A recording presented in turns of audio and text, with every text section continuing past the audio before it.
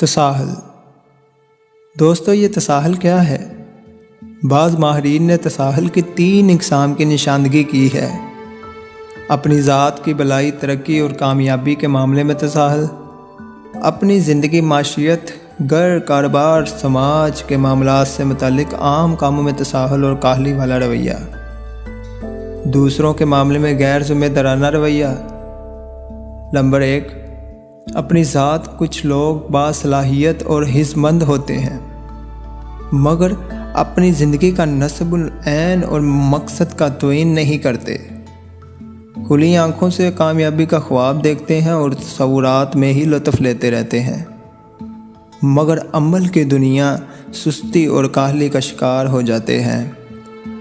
یہ بیماری ان کے لیے اور ان کی ترقی و کامیابی کے لیے بہت سی مشکلات پیدا کر دیتی ہے۔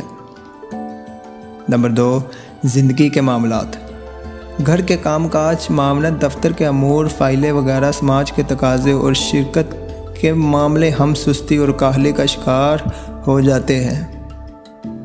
یہ چیزیں وقت گزرنے کے ساتھ ساتھ آپ کے لیے بوجھ اور مشکل بن جاتی ہے۔ نمبر 3، دوسروں کے معاملے میں ذمہ داری۔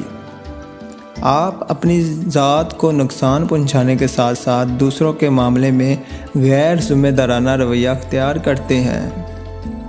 وعدہ خلافی، وقت پر نہ پہنچنا، ادھار لے کر مقررہ وقت پر واپس نہ کرنا، یہ چیزیں آپ کی شخصیت کے تصور، امیج اور وقار کو نقصان پہنچائیں گی۔